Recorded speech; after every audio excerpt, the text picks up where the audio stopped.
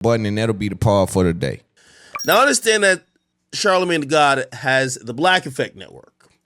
And while trying to build out a roster, it is important for him to try to gain the talent of people that could possibly fit certain molds. But it's probably in hopes to think that they might be Taxstone, because there was a time Taxstone didn't have it. In the words of Charlamagne, and I got to use his words to him, I watched the episode. I didn't know who this was too much. Actually, I had to remind myself because it was mad. I think the only time I communicated with him, he was mad because he said I posted something and he wanted to get tagged. Now, this is a 50-year-old man acting like a groupie. Please tag me, please tag me, please tag me, please tag me. Let me be clear with DJ Akademiks, because I think this is lost on him. You have more viewers than me. I have more customers than you. Thousands of people are paying on Patreon to see my content that cannot be affected by algorithm change. I don't see how this is so hard for you guys to understand. It even saddens me to hear Joe Budden, and we'll get to them in a minute, speaking on my pod and speaking about YouTube numbers. That's my third YouTube channel, and YouTube is literally the fourth or fifth leg of our business. And we still make, $5-6 grand a month off YouTube. But at the end of the day, I'll repeat this for the people behind me. We have thousands of people on Patreon, and if you're listening right now, come to Patreon. That's how you support us. Also, this is the trick bag they want to put you in. Pay attention. See, if I didn't know any better, I would chase those YouTube numbers. And I'm chasing these guys on YouTube. No, I'm building a business. I'm building a back catalog of great content that can sustain individuals behind a paywall. We don't even have the spike that certain patrons have where people go in, come out, go in, come out. We kind of stay where we are. We go up and we stay there, right? And so I'm trying to explain the business side of this because it saddens me to hear these people at the forefront of the culture miscategorize value in that way. They'll never sit with Akademiks. They'll never sit with Joe Budden. And they don't say it because they don't want the headache. They may don't want Joe and them mad at them, and they may get a free post from Ak here and there. So it ain't to be discussed, right? I'm the only that come in with enough money to say, well, if they crash it, let them crash it. I go back to the street. It's good. Whatever they give me in this game, I'm tripling it because I come in a hustler. I come in with avenues to triple money. That's what I come in doing. So ain't no way for them to do nothing that's going to bother me. Whenever they come around me, somebody got to go holler at Pac. Somebody got to go tell Juice I miss him. Somebody got to go tell Pop that we still trying to hold his. Yeah. So I ain't tripping on nothing. I'm just handling business. I'm just going to keep doing business every single day, but I understand the business side of it. And they'll put you in the trick bag and have you chasing fame and ignoring finance.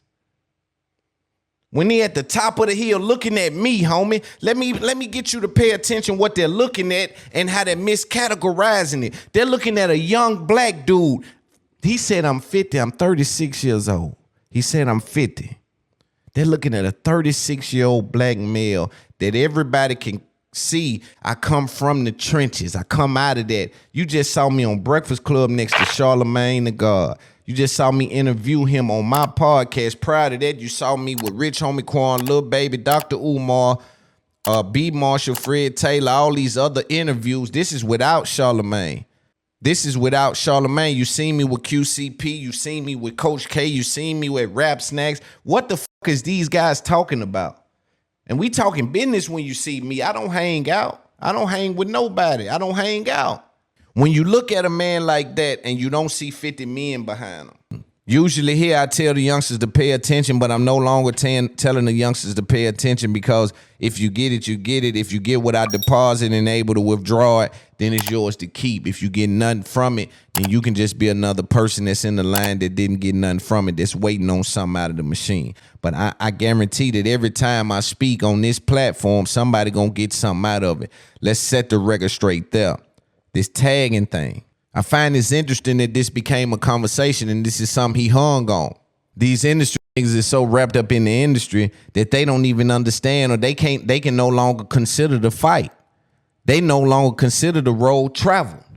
So here I am, a young creator with a podcast that's just did 160 episodes straight by myself with no co-host, 2 hours a piece, some 3 hours, mostly 2.5 hour episodes, 150 episodes, right? Right? In the midst of that, I've lost 2 YouTube channels. I've built here, built there, lost this, lost that. So I've decided to head to Patreon and centralize my audience as I gain the information. So you watching a man work with information that he's gained along the way. This ain't an alley-oop. This is a creative shot. And see, all y'all see is me at the rim finna dunk. Y'all don't understand I created this shot. So let me explain. When you're so disconnected from what it takes to be discovered and the discovery process of your brand and business, because we all must know that, especially on your come up, especially when you get a opportunity like that QCP and Lil Baby gave me, they're my brothers for life. When you get an opportunity like that as a young creator, you want to take in everything you can because you don't know what you will miss. This is the first time, and you don't have that big corporate team around you, right? You don't have iHeart around you. You don't have Spotify around you. You don't have Ian or whoever Joe has around them to be able to say, you know what? We know exactly what to do with this. All we know is our street connections, our ties with certain things, and our conversations about certain things puts us in a position to appeal to these people. Me and Baby, me and P, we build a strong relationship to what now they like, bro, we want to with you on the album. I'm not even sure Baby understood the importance of it being a rollout interview, but it did. He blessed me, and I told him to this day, he keeps saying, keep killing. But they gave me the rollout interview. At this time, Lil Baby hadn't spoken 2 years. So what did that do for Loon? It put a spotlight on me. I was being tagged everywhere. My content was everywhere. We did 11 million. This is why I don't know what they mean about numbers and this. We did 11 million. We in a discovery process. Lil Baby just put me on a pedestal, right? In regards to sending traffic to the content. This is a masterclass on how to respond to noise and narrative. But the tagging process to me is where the value lied. Because oftentimes with Akademiks, with these other platforms, I see where they've built their business from other people's content, whether they be lives, and this is way deeper conversation, down the street conversation. But I need you guys to pay attention. These platforms, respectfully to all of them, because I love and respect them, I need them, right? One hand wash the other. There's a collaborative effort involved in getting this content to make the rounds that it needs to make. But if you pay attention, they do not have any original content. Every piece of content they have is someone else's content just on a pedestal on this platform. Now, there's value in that, but that doesn't make you a content creator, right? So I'm the content creator. Now here you are with 1 million people watching this Lil Baby clip that I own.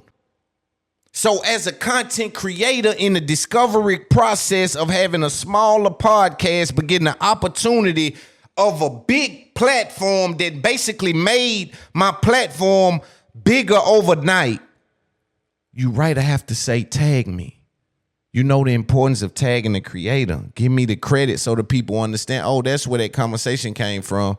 In any business, the discovery process is one of the more difficult processes that you have to go through.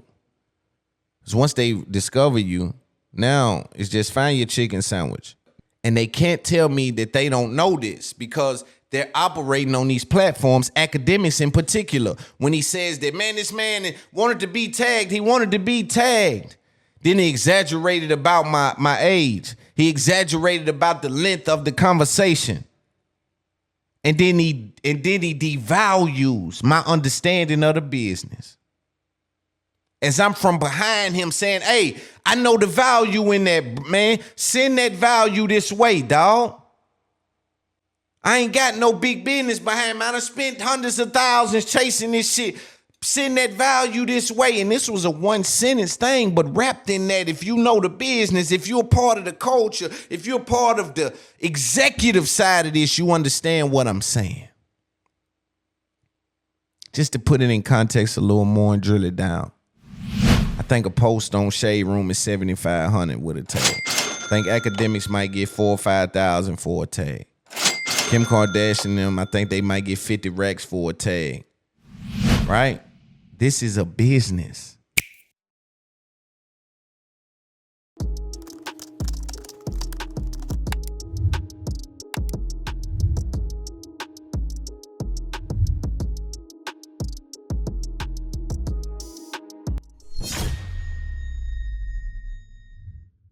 Hey, it's your boy Loon from It's Up There Podcast.